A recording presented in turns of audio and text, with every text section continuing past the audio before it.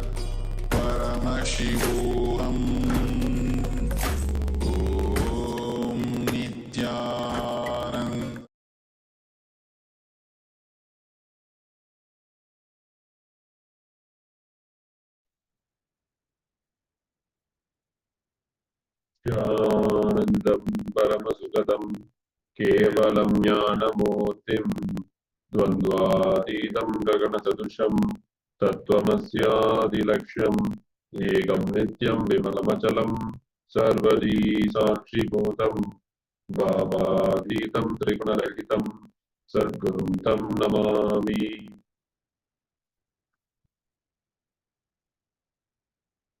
Nithyananda.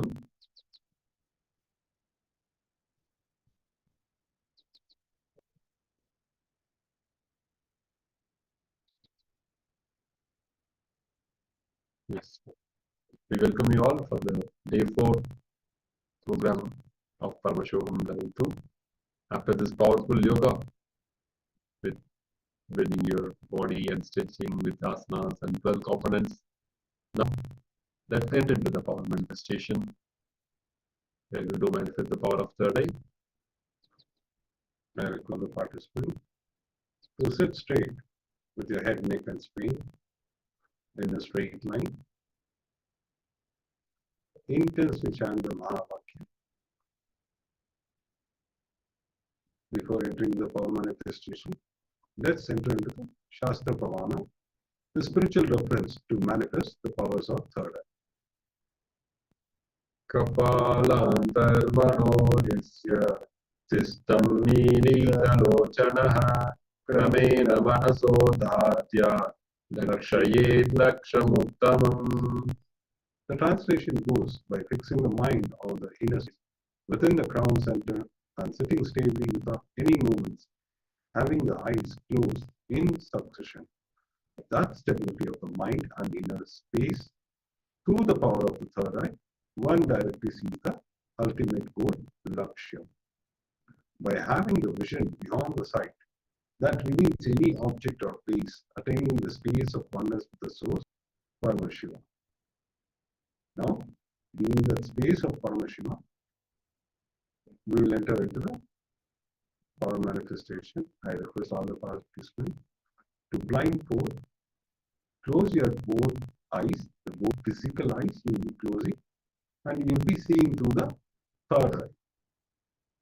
So, please sit straight in a straight line with your head, neck, and spine. Chant the Mahavakya intensely.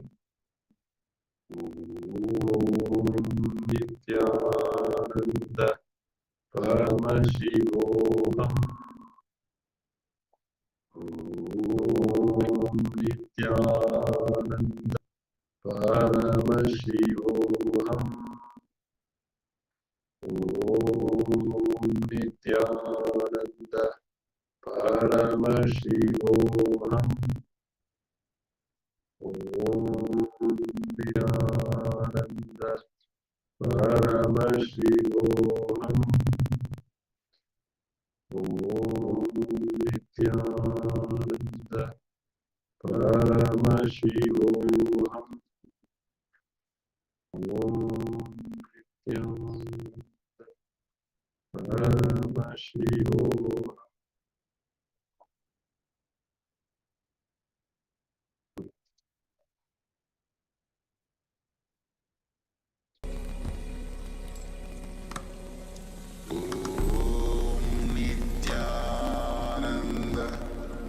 Paramashivoham.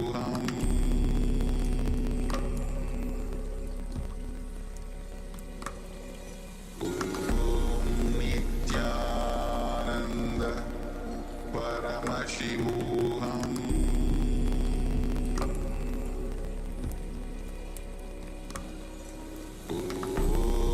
Nithyananda Paramashivoham.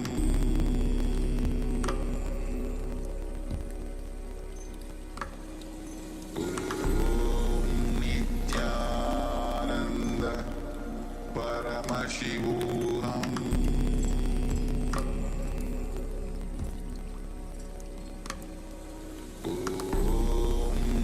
Nithyananda Paramashivoham.